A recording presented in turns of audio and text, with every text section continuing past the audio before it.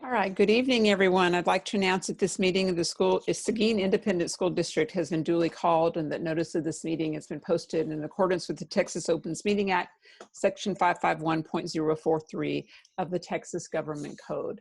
Ms. Linda Duncan is going to lead us in the pledges this evening. We have a flag? Ah, perfect. Okay.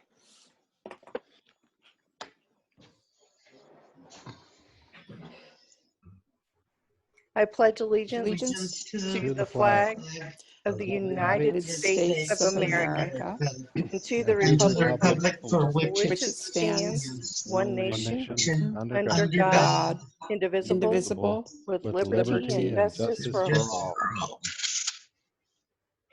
Honor the Texas flag. I pledge allegiance to the Texas, one state, under God, one and indivisible. Thank you, Ms. Duncan. We do have a full house. All the trustees are here and Dr. Gutierrez, as well as some guests. So I'd like to welcome everyone. This is a new world that we're living in, and we will do our absolute best to attend to all of our business this evening in a clear and concise manner.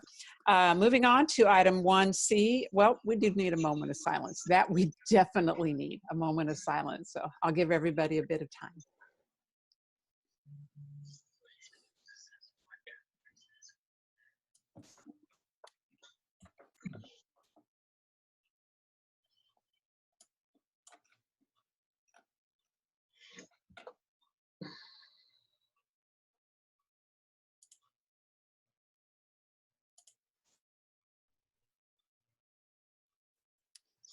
All right, thank you. All right, moving on to item 1C, which is our superintendent's announcements.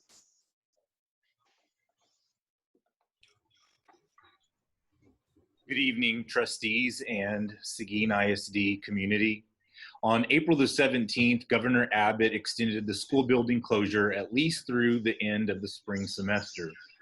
As difficult as it is to not see our students in our schools for the remainder of the spring, the extended closure will help keep our students and staff safe. While students will not be in our classrooms, distance learning in the form of online instruction and paper packet instruction continues. Our teachers and principals have done an outstanding job to ensure that our students are receiving instruction. Our child nutrition and transportation staff continues to provide meals for our students each day. Between spring break and April the 20th, we had made contact with over 96% of our students. The remaining 4% equated to 300 students. In 4 days, our campus staff and central administrators had whittled that number down to 48, and the number continues to decrease each day. May 4th through the 8th is Teacher Appreciation Week, and I could not be more proud of our teachers for the love and support that they have shown for their students this spring. They were quick to adjust and help our students adjust to an unprecedented situation. I am extremely proud of all of our Seguin ISD educators. Currently, we are mapping out a plan for the last 4 weeks of school. As we close out the year, grades are due and will be posted. Teachers will have to visit and retrieve personal items from their classrooms. Seniors will have to return devices. Library books will need to be returned, and enrichment activities will continue. Schedules that allow for social distancing will be finalized and shared with our school community in order to safely transition into the summer months. Yesterday, Governor Abbott announced that he will not extend the statewide stay-at-home declaration that expires on Thursday. Based upon this decision, Mrs. Legore is preparing a preparedness and response plan to safely transition our staff back to their workplace through a multi-phase approach. The plan will be fluid and allow us to make changes because we have experienced over the last several weeks, flexibility is key in dealing with this pandemic. If all goes as planned, I anticipate that the superintendent's leadership team and principals will report back on May the 4th with a second phase for remaining staff on May the 11th. The Matador class of 2020 commencement exercises have not been forgotten. Mr. Lewis and Dr. Esquivel are exploring options for a live graduation ceremony, possibly in July, in the football stadium of a nearby school district. Ideally, we want to have a live ceremony for our graduates and their families. Another possibility is a virtual graduation that would contain video and photos of our seniors. I know that Dr. Esquivel is eager to share information with his seniors as it becomes available. And speaking of seniors, Matador 12th grader Chance Hernandez is the recipient of the GVEC scholarship that is generously awarded to deserving graduates in the GVEC service area. Also, senior and cross-country standout Jerry Garcia recently signed a letter of intent to run cross-country and track for TLU. I want to thank you, trustees, and our community for your continued support while we slowly transition to a sense of normalcy. All right, thank you, Dr. Gutierrez. Next up on our agenda is audience with the board, where we designated time for audience participation at the beginning of each meeting to hear persons who desire to make comments. This month, things are a little different, and we ask that people send in their comments in a written form by 12 noon, and we did not have anyone sign up before the deadline. So moving on to item 3, which would be our consent agenda items. At this point, BED local states that the consent agenda shall include items of a routine and or recurring nature grouped together under one action item. All such items shall be acted upon by one vote without separate discussion unless a board member requests that an item be withdrawn for individual consideration. The remaining items shall be adopted under a single motion and vote as applicable. For those of you that are watching this on video, you can always look at these consent agenda items online where you can pull up our agenda. So I'm going to just give a brief overview. The approval of board minutes for the regular meeting of March 31st and the board workshop of April 20th.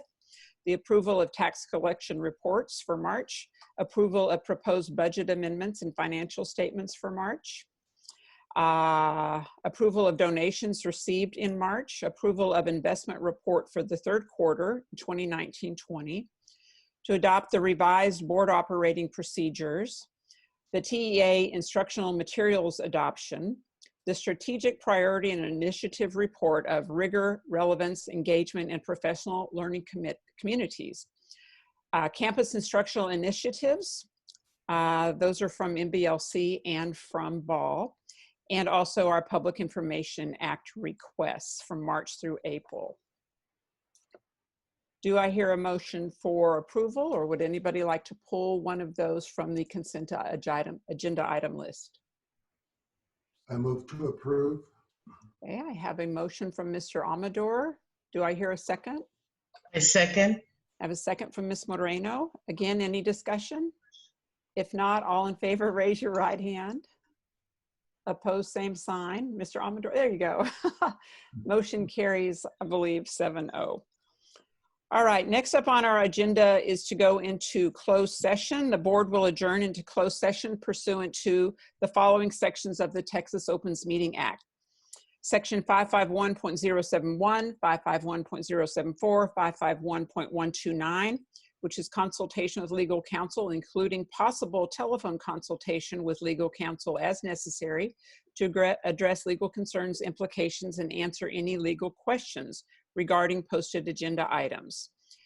Government Code Section 551.074 to discuss personnel matters, including appointment, employment, evaluation, reassignment duties, discipline, or dismissal of an employee, and this evening discussion regarding the superintendent's evaluation instrument. It is, according to my watch, 6:44. So we will now go into closed session.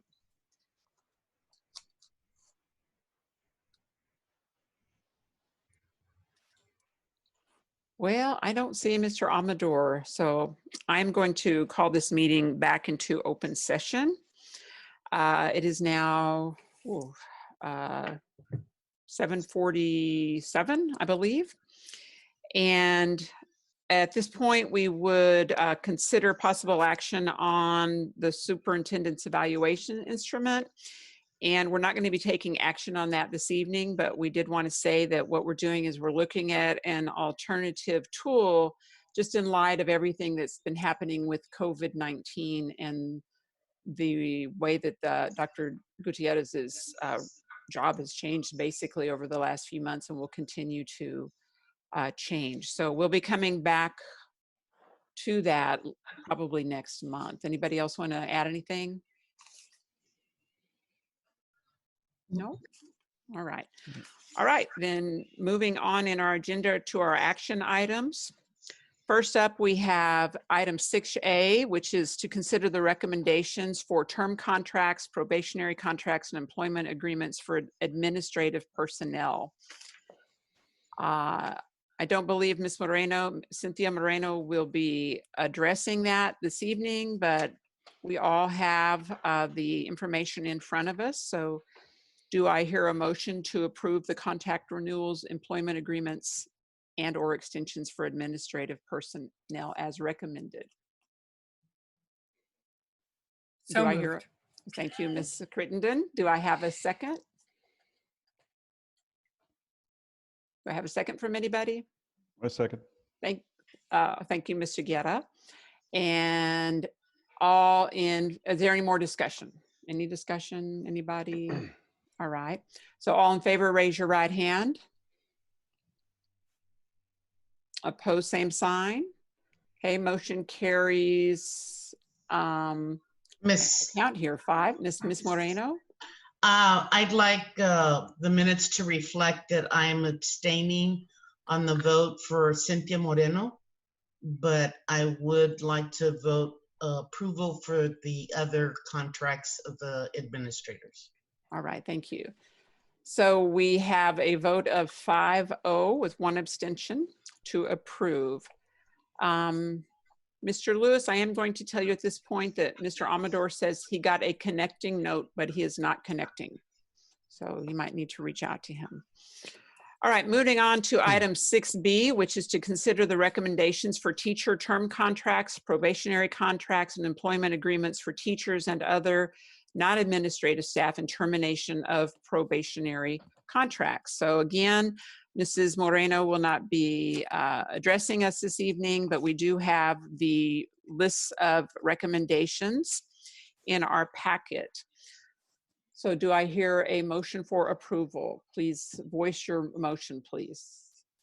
I move that we approve the contracts, the 1-year term and the probationary term, the probationary contracts for teachers and staff. As recommended. Thank you, Ms. Moreno. Do I hear a second?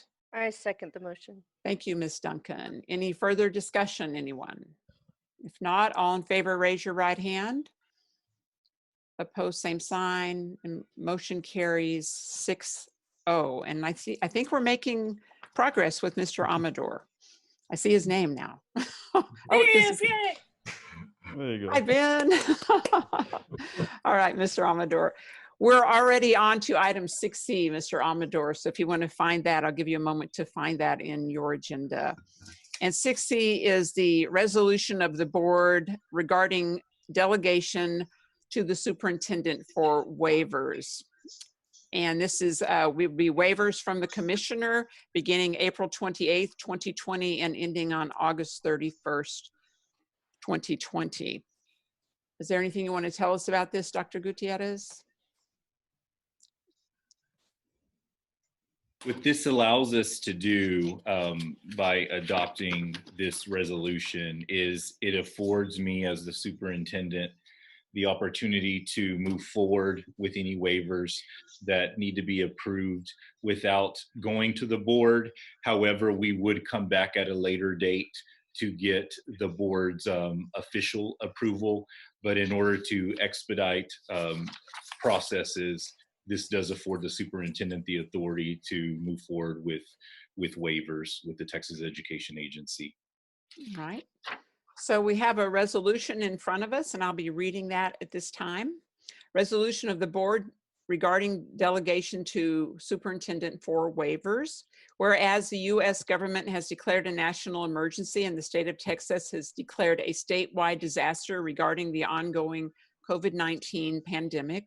Whereas on March 19th, 2020, the Texas governor issued an executive order number GA-08 relating to COVID-19 preparedness and mitigation, and through this action and in accordance with the guidelines from the president, ordered the temporary closure of all Texas schools.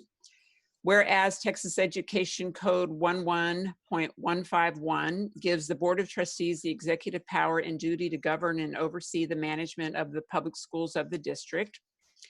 Whereas Texas Education Code 7.056 permits a district to apply to the Commissioner of Education for a waiver of a requirement, restriction, or prohibition imposed by the Education Code or rule of the State Board of Education or Commissioner. Whereas TEA has indicated that will accept a waiver request made pursuant to Texas Education Code 7.056 by a superintendent if the Board of Trustees has delegated general operational authority or waiver-specific authority to the superintendent. Whereas TEA recommends that if the board delegates authority to the superintendent to request waivers from the commissioner, that the board ratify the waiver request at a future board meeting to ensure compliance with Texas Education Code Chapter 11 and Section 7.056. Whereas the board finds there is a need for the district to maintain efficient, effective, and consistent district operations during the period of the disaster declaration under these circumstances, which may include the need to request available waivers under state and federal law.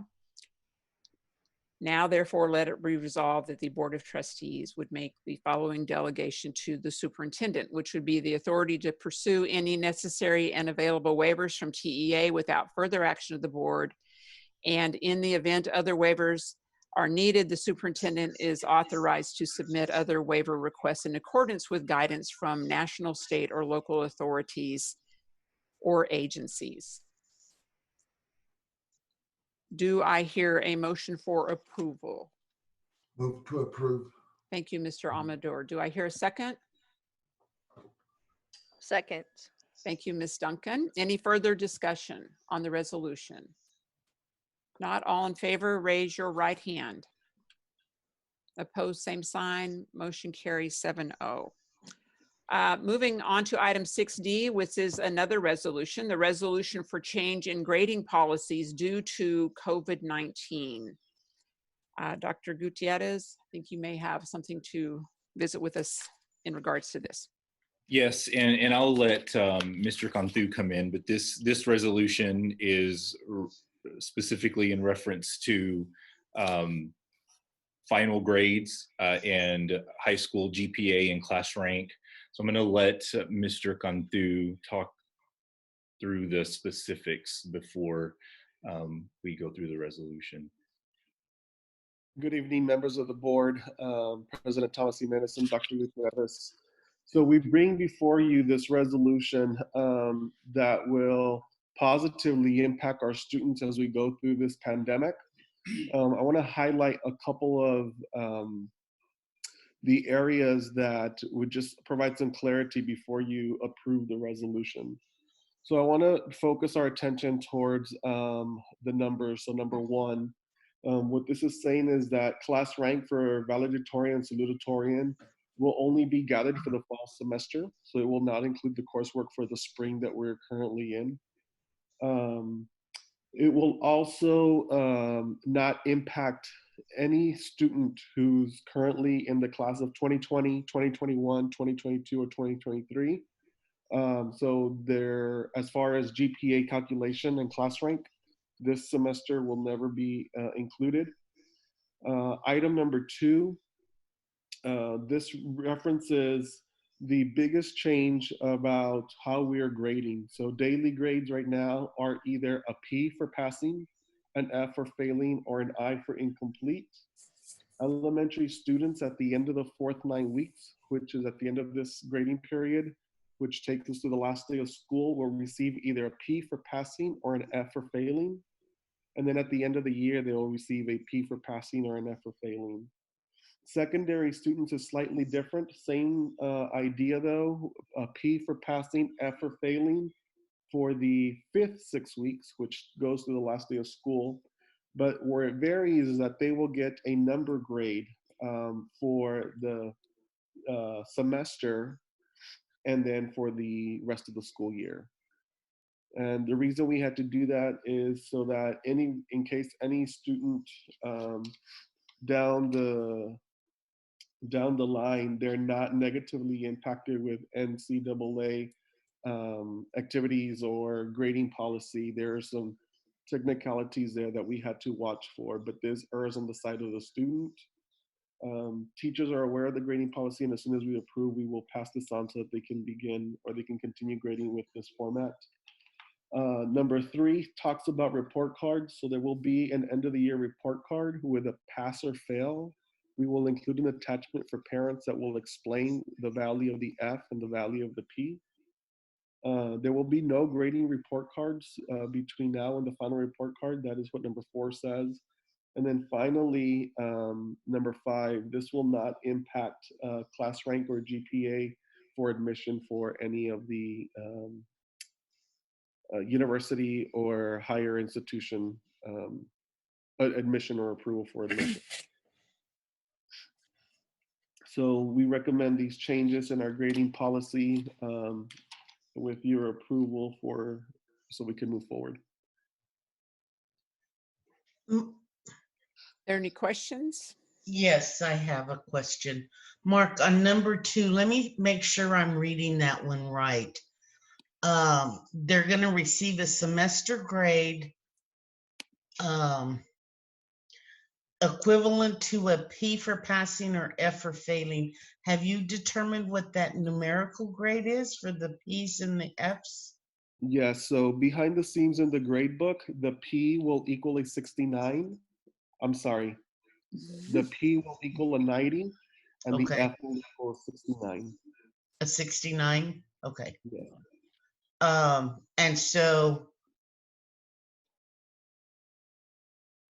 I'm trying to think how parents would react to, how you have some parents that, or, community members that may say, well, I thought my child's work was 95, 96. Right. You think you'd have any controversy over that? So there have been some questions. We fielded some questions with teachers already about that. And what we wanted to say is that when we had this this conversation, we've got to look at the needs of all our students. And in all fairness and just being equitable to all students, we couldn't keep the same grading policy because it would really be unfair for students who don't have access.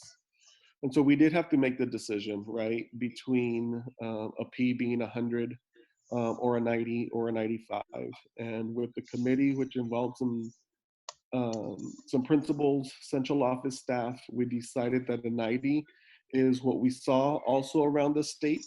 So I will say that the P and the F, the 90 and the 69, is very common around the state and with other districts around the region.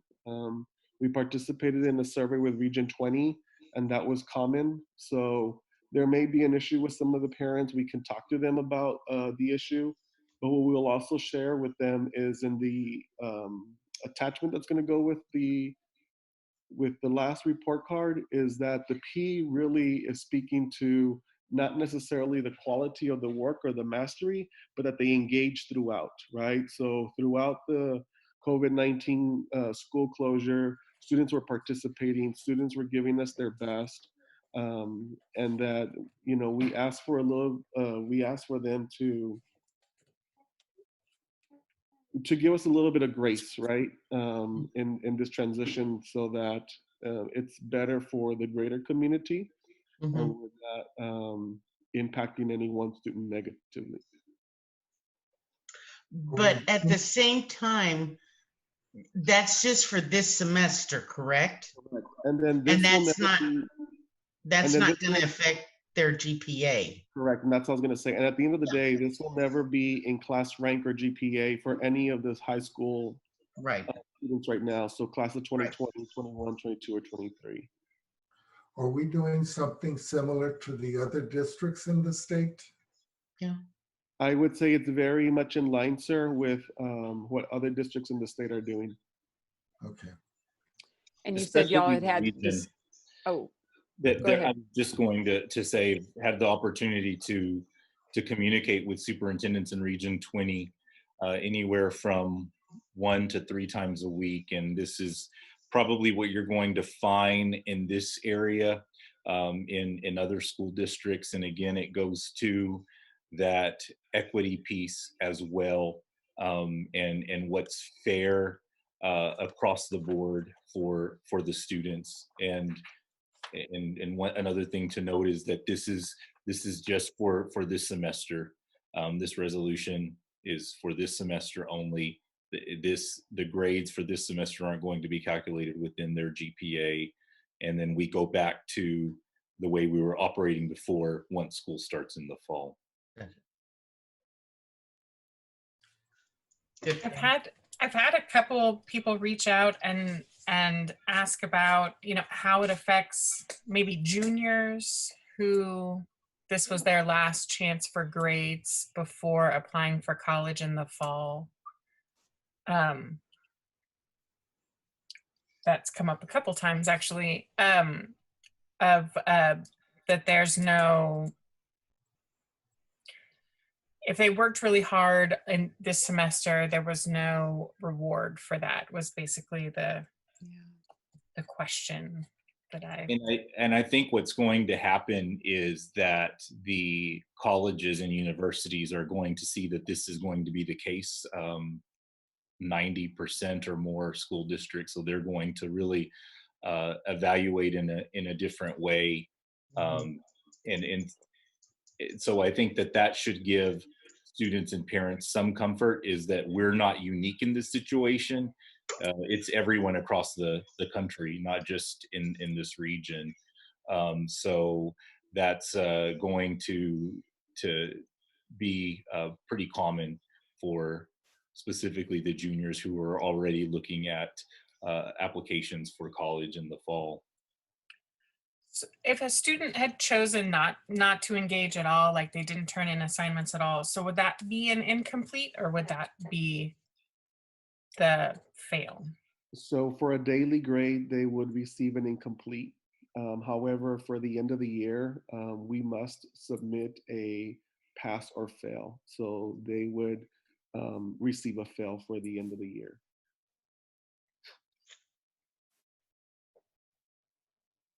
So they've still got time. They That do have mean, time. would that mean they wouldn't get passed to the next grade then? Not necessarily. If you look at, again, remember that the fail is a 69. And so most students with a 69, and when you average it across either against the 4-6 weeks or the 6 weeks or the 4-9 weeks, it's not going to hurt them detrimentally. And that's how we chose a 69. Mm-hmm. And I know that can raise some alarm to some. Well, if a student wasn't engaged and they only were engaged 15% of the time, and yet they're going to get a 69%.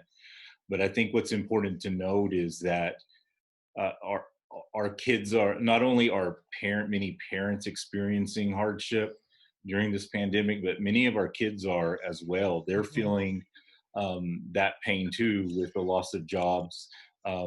We've also got to consider that some of our kids work. Some of our kids are looking after younger siblings or cousins.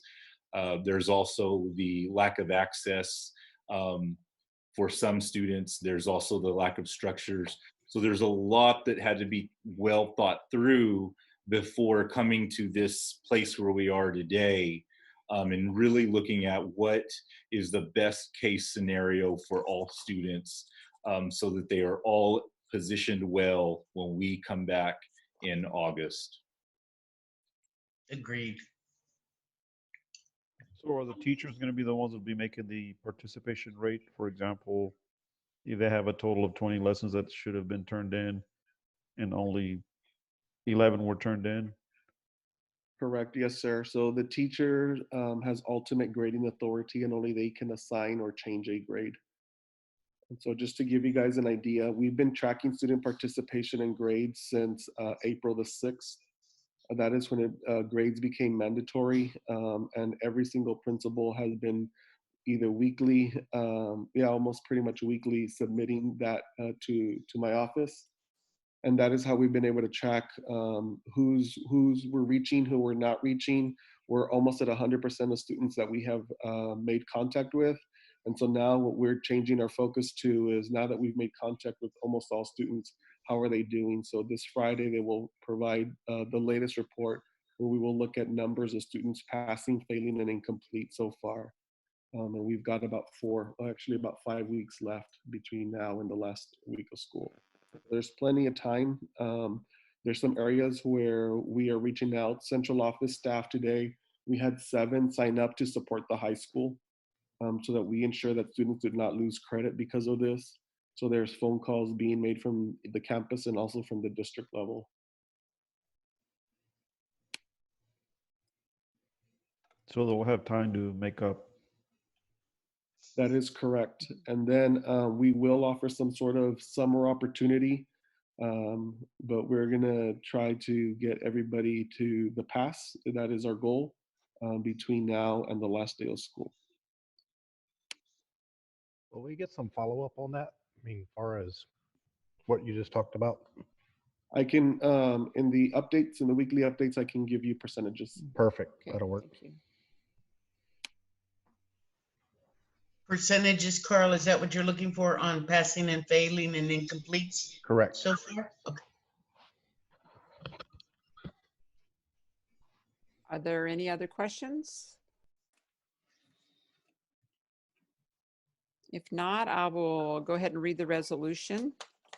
The Seguin Independent School District Board Resolution on class rank and grading policies due to extended school closures caused by COVID-19 state of health emergency.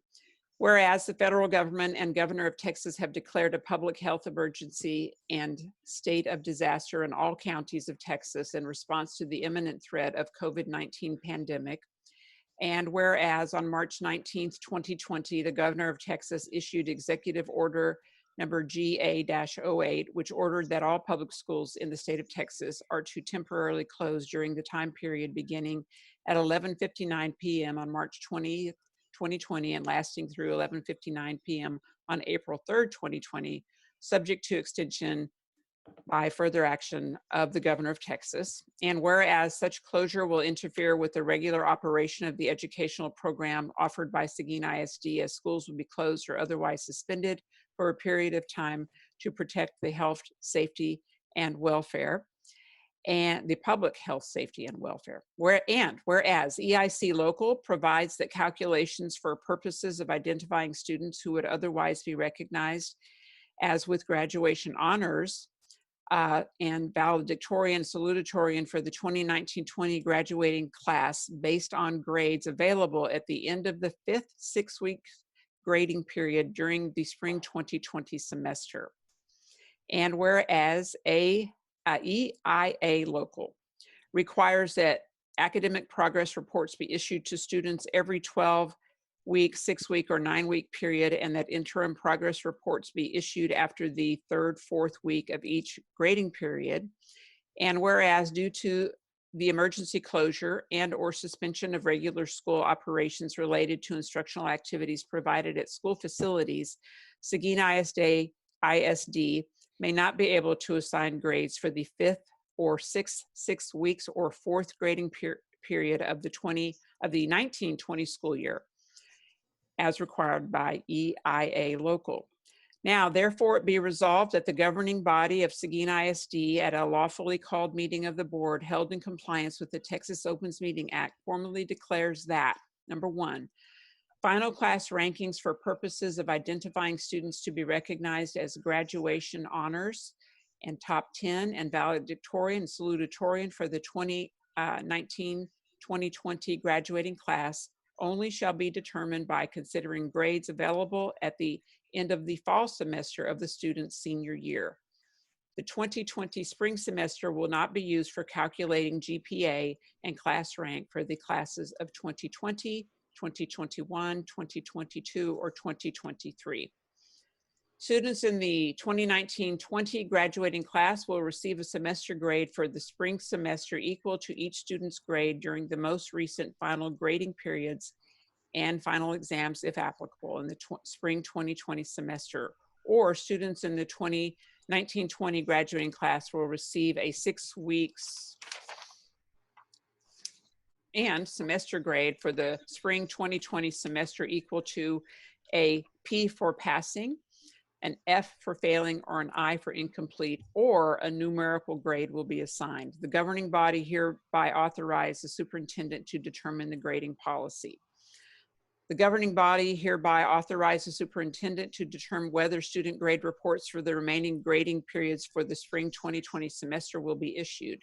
If the superintendent determines that students' grade reports will not be issued for such period, the requirement to issue grade reports under EIA local shall be waived for those grading periods.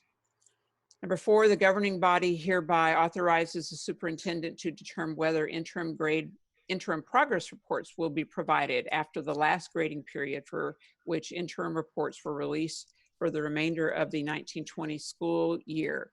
If the superintendent determines that such interim progress reports will not be provided, the requirements to issue interim grade reports under EIA local shall be waived for the remainder of the 2019-2020 school year. Number 5, the measures described in this resolution shall not impact Seguin ISD's ability to determine class rankings and grade point averages for purposes of potential admissions to Texas institutions of higher education as provided by state law. Is there any further discussion? I have one thing. The last whereas. The last whereas, okay. Yes, where it says Seguin ISD may not be able to assign grades for the 5th or 6 weeks or 4th. Should that be 9-week grading period?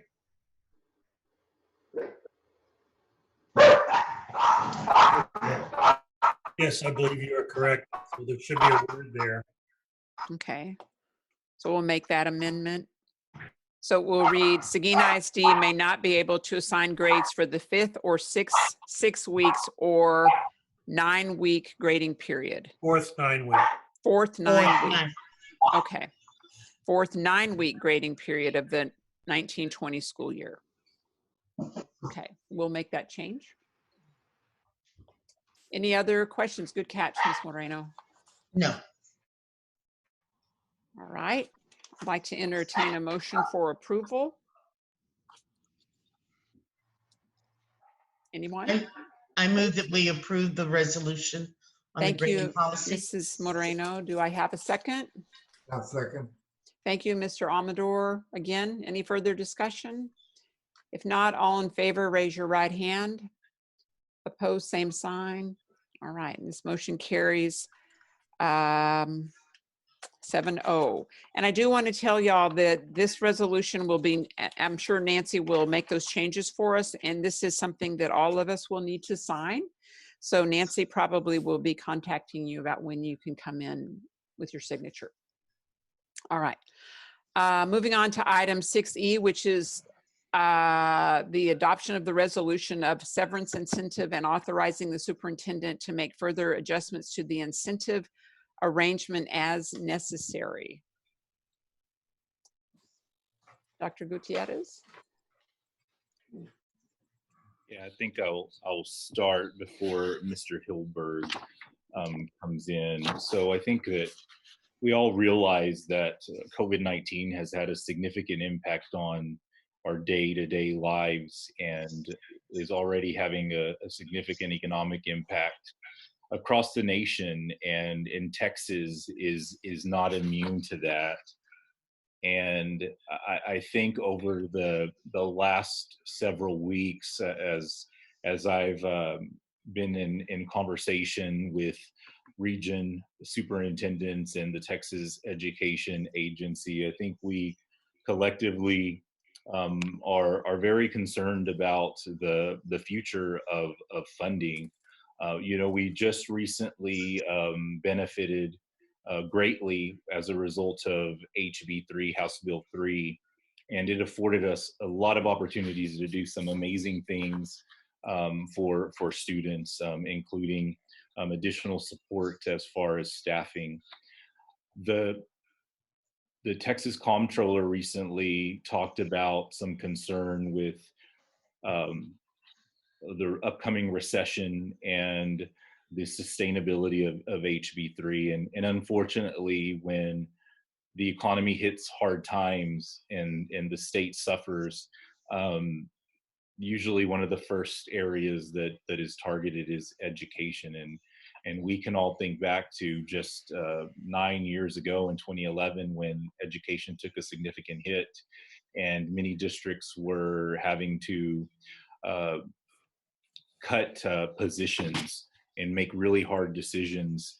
And I think that that's a very real reality for us after the next legislative session in 2021. And so in an effort to really try to be proactive and to limit that possibility of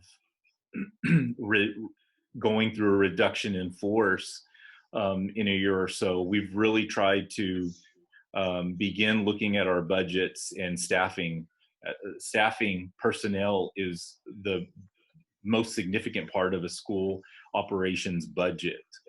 Around 80% is about the average. And so we're already having conversations here as far as central office staffing is concerned and really tightening staffing.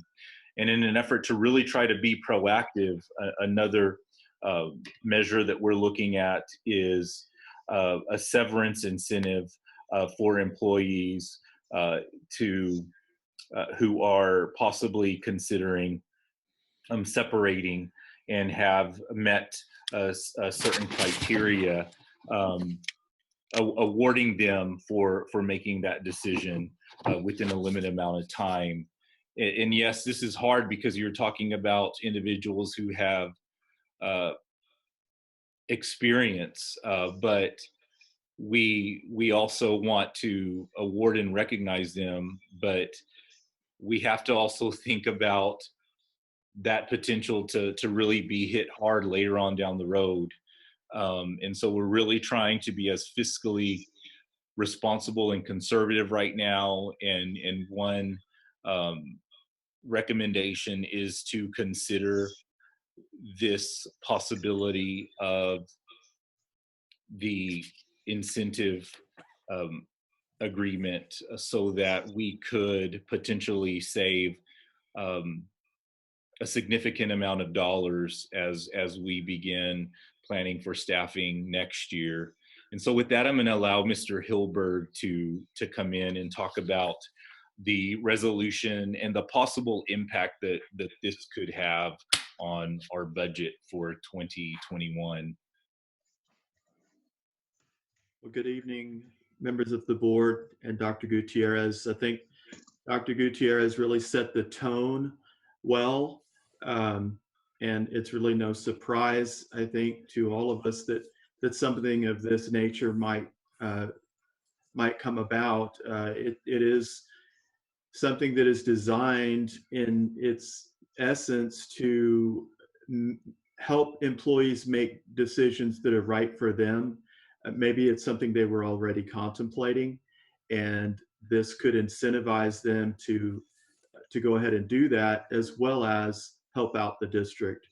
As far as how this could shape up financially, anytime you're doing something where you have to invest up front in order to get a reward on the back end, you really have to look at, how can you repeat this over and over and over again? And so when you look at the way this is structured, it's $250 credited to any given employee who has 10 years of service. So if they are a paraprofessional, so at $250 per year at 10 years of service, that's possibly going to cost the district $2,500 whereas your average paraprofessional, inclusive of wages and district contributions on their behalf, be it TRS, workers' comp, or otherwise, on average, the district will spend between $30,000 and $50,000 for each paraprofessional. So to spend $2,500 on a 10-year paraprofessional, which would obviously be on the high end of that most likely, to encourage them to go ahead and do what they might have already been considering doing is not something that would overly impact the district. And in fact, it is sustainable. It's something you could do over and over again because of the savings that you reap on the backside. And of course, decisions would have to be made as to how or if you replace the leaving position. Dr. Gutierrez used the term RIF, reduction in force. That is one method of reducing your force. It's a forced method, and it's not one that anyone likes to hear. Another method is called attrition. And through attrition, someone leaves on their own accord, and you simply do not replace that position. There's a third method, which could come into play, which is someone leaves, whether they took this option or not, someone would leave, and you go ahead and replace them, but you don't replace them with a new employee. You move an employee into that position, and there's some upward lateral movement in that regard, possibly because you move an employee that's been working in that area, but maybe not in that capacity. You move them up to that position, and then you have perhaps a vacancy where they once were, and you could choose to fill or not fill that. So those are some things that will have to happen on the backside of this, depending on how many people take advantage of it. So the other components associated with this resolution, as I mentioned, it was $250 per year. There's a 10-year criteria. Anything in excess of that is good. So if you're here for 20 years, you'll get $250. You'll get $5,000. And that is for your paraprofessionals, not for your professionals. It's $500 per year with a 10-year minimum criteria. There's also a clause in the resolution that affords the superintendent an opportunity to make adjustments as necessary. And so what might some of those adjustments be? Well, one of the things that we've got to look at right now is we're asking that this letter be turned in by May 22nd. And that's important because if we're going to use this for the purpose that it's designed, which is to help us develop our budget for next year, we really need to see those resignations by May 22nd. And that gives us an opportunity to make necessary adjustments to determine what our hiring practices will be for next year, all those kinds of things. I anticipated several questions. I have several of my own, but rather than just throw out a bunch of answers to questions that I have in my mind that you might have, I'll let you ask the questions and respond that way if you'd like. So typically, if somebody's going to resign, the date would be July the 9th. Is that correct? Well, it depends on, for example, there is for a certified staff member, for example, a teacher, they have until the 45 days prior to the first day of instruction, which is typically around that date, when we don't allow someone to resign. However, for some positions, they don't have those constraints. Our idea in putting that deadline in May is to allow us the opportunity to really plan staffing as well as budgeting for next year, because there could be a position or positions that allow us to make some movement, to combine roles. Maybe there's an area that could be a little overstaffed. And this is something that we were absolutely not even considering prior to this. This is just a means to again be proactive, as I'd mentioned, we're doing with staffing in central office specifically. And it doesn't, you know, I completely appreciate experience, and so this is not a method to get our experienced staff, because I'd love them. They want to stay, please stay. But if they are on the fence and about what their next steps could be, this could be something that could be helpful to both the employee and the school district. So I want to make sure that I make that point clear. Well, couple the 2 points clear: that one, this was not even a consideration prior to April, and two, completely value experience. But we're in a place where there's so much uncertainty with school funding down the road, that this is just a measure to help us be better positioned should we see an impact with HB3. Tony, I'm sure you've done the numbers. So how many professionals are eligible for this, and how many paraprofessionals are eligible? Well, that's an interesting question. I regret to say that I've not completely done the numbers. I mean, I do have some ideas, but and the reason is there's a few questions in my mind in terms of how we're going to calculate the 10-year commitment. That does it start last year, during this year? We've had some discussions on it, but I will say that with respect to certain groups, the vast majority of our employees do fit the bill. So it's pretty extensive.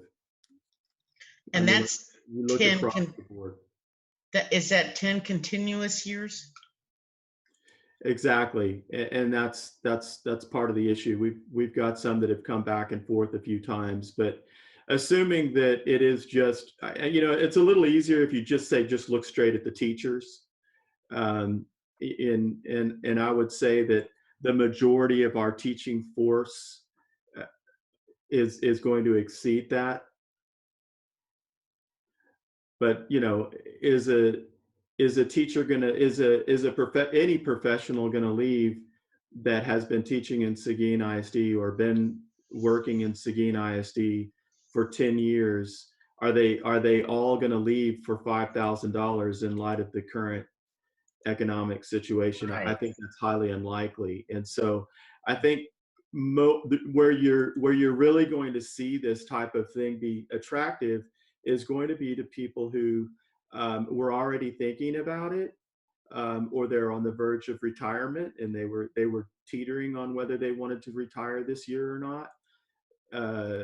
And I think it's not enough to push somebody into doing it, but it might be enough to convince someone to say, you know what, I think I'm going to go ahead and do it.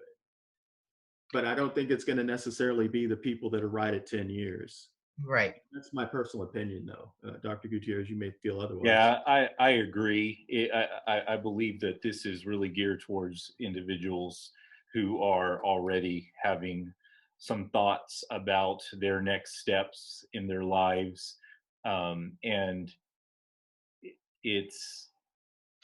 it may expedite, you know, some people really wait. They just want to be sure, and they're going to hold on, and they're going to wait until July before they decide they're going to make a change, whatever that may be, retirement, a different career path. So it's a way to incentivize making a decision earlier, so that we can plan earlier in this budget cycle. But this is only for this year, correct? Correct. Yeah. And this really is just advantageous for us as we move into our budget cycle. If we know these numbers ahead of time, then it'll be helpful. Have they offered this in the past? This district? I'm not sure if we have. I know that in conversations with other school districts, they are looking at doing the same. Some are already looking at hiring freezes, significant reductions in forces. I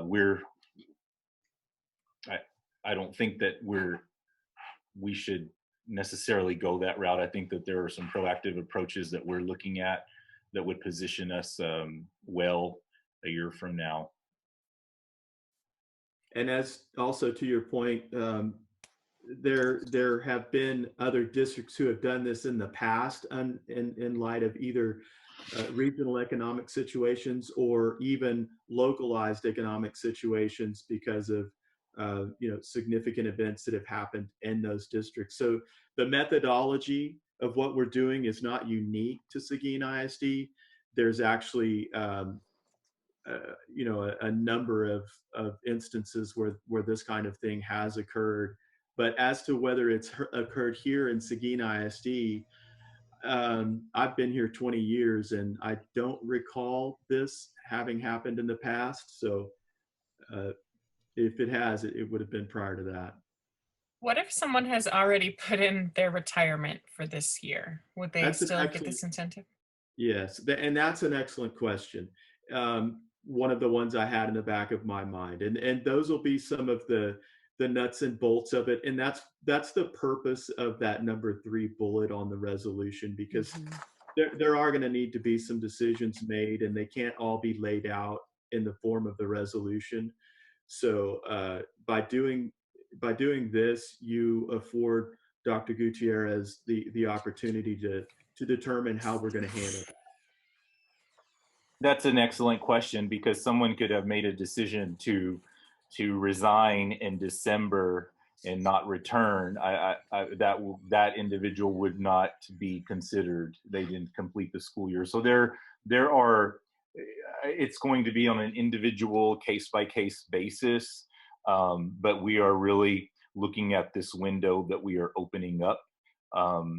Should this be approved today through May 22nd and not beyond that?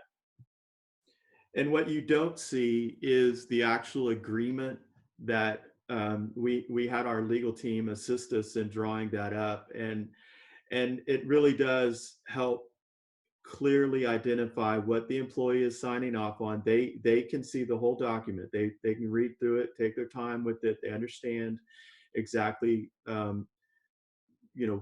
what the arrangement is, and so does the district. And so it does address some of these types of things. But I just wanted to assure you that we do have our legal counsel working with us behind the scenes to make sure that we document this property and treat the employees properly. We're not trying to mishandle this or be irresponsible. We want to make sure that we're able to live up to this legally, and that everybody benefits. This is intended to be a benefit. I think, and Dr. Gutierrez made a good effort to assure this is by no means trying to push people out. It's simply trying to encourage those who were possibly thinking of it otherwise.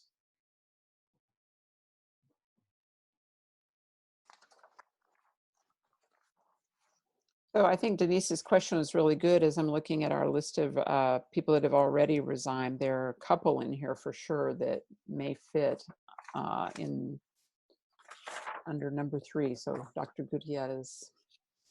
Yes, many of these teachers have put long hours and many years. There will be some within this list that would qualify, and some who would not. So these are the individuals that we would be looking at. Okay, thank you.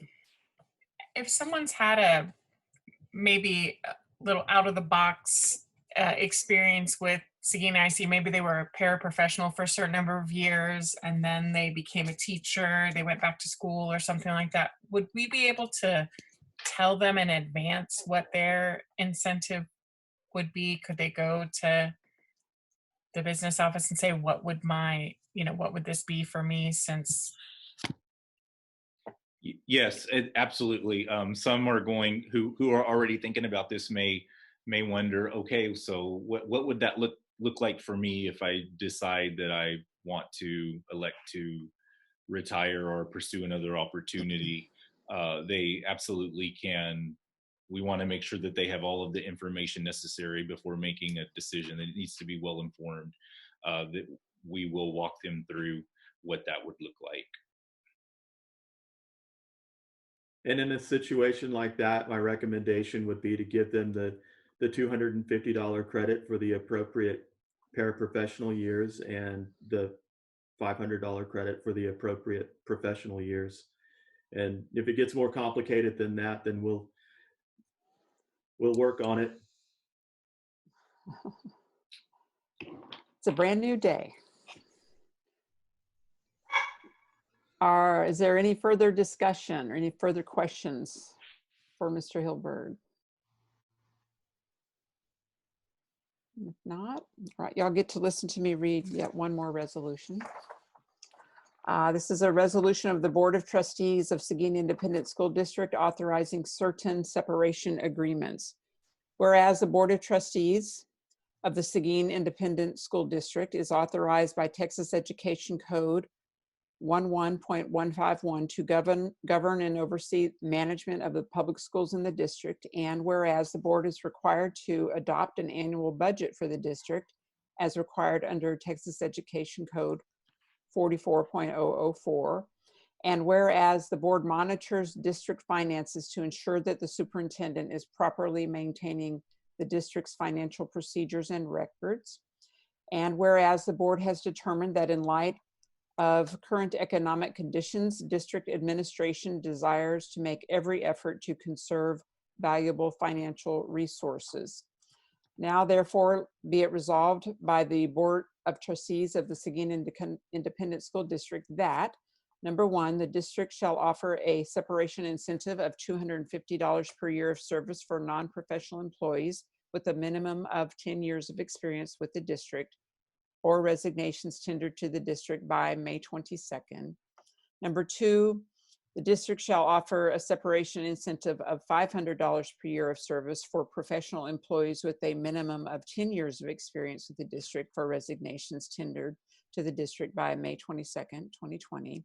And number three, superintendent shall have discretion to adjust separation agreements of employees in circumstances where employees do not meet the stated criteria or there is a greater need in a particular department to conserve financial resources.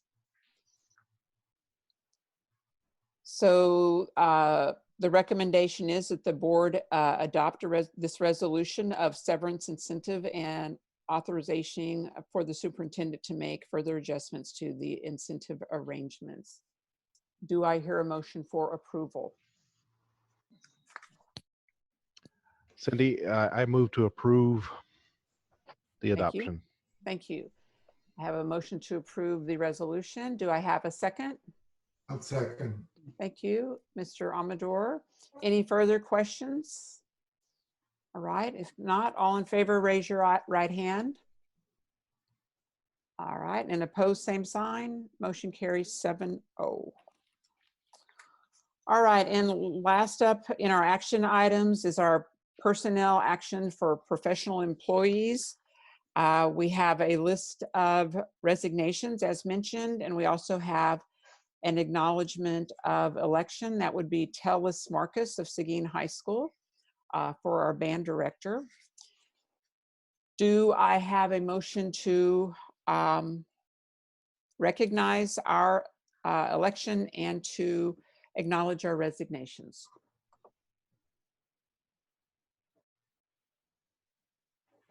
Do I have a motion? Anybody? Cindy, I move that we recognize the recommendation to hire Marcos Teles for Seguin High School band director and to accept the resignations of those listed in the form. I second the motion. We have a motion from Ms. Moreno and a second from Ms. Duncan. Any further discussion? All right, all in favor, raise your right hand. Opposed, same sign. Motion carries 7-0. All right, and so last up in our agenda are board comments or requests. I do want to remind y'all that we have a budget workshop on Thursday, this coming Thursday at 6:30. So I assume we'll get a link for that. Is that right, Bill? Mr. Lewis? Okay. Anybody have anything else? I'm going to be forwarding Nancy a letter I got from TASB in regards to their advocacy agenda. So they're looking for anything that we may want to move forward that could be addressed in the legislature next coming session. So if you have any ideas on anything, please forward them to me. We would have to vote on those next month. All right. Dr. Gutierrez, you have anything else? I just want to take the time to acknowledge the efforts of everyone in the school system, our staff, our board of trustees, leaders, teachers. Everyone is just going above and beyond, and I'm very thankful. And I think now parents are included as part of the staff because they're serving as teachers. And I've seen some amazing things happening on social media, and I'm really proud of how everyone has come together throughout this pandemic, and I just think we're going to come out stronger and better because of this, and I know that everyone is eager, just like I am, for a new start in August where we're all together again. In Matador Stadium. Yes. All right. All right. Do I hear a motion to adjourn? So moved. Thank you, Ms. Duncan. Do I hear a second? A second. Thank you, Mr. Guetta. All in favor? Raise your right hand. Everybody wants to go home? Okay. So this We are home. is now closed. That's right. This meeting is now come to a close at 8:42. Thank you, everyone. Thanks. Bye. See you Guys. Thursday. Bye, guys.